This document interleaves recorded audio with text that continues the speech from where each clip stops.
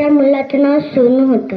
मग तो मुलगा त्या कुत्र्याला दररोज मारायचा, पण ते कुत्रं पण त्याच्या अंगावर जायचा, कधी चावायचा त्याला.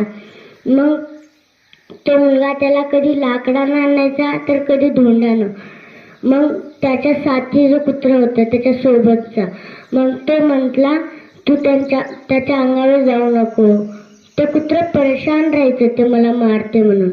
मग तो साथीचं कुत्रं म्हणायचं तू त्याच्या अंगावर जाऊ नको, मग ते तुला काहीही करणार नाहीत.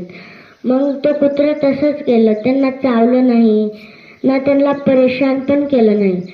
मग त्या कुत्र्याला असं चांगलं करत आहे म्हणून त्याला रोटी द्यायचे, कोणी खाऊ घालायचं, त्याच्यासोबत खेळायला लागले, मुलं पण खेळू लागले.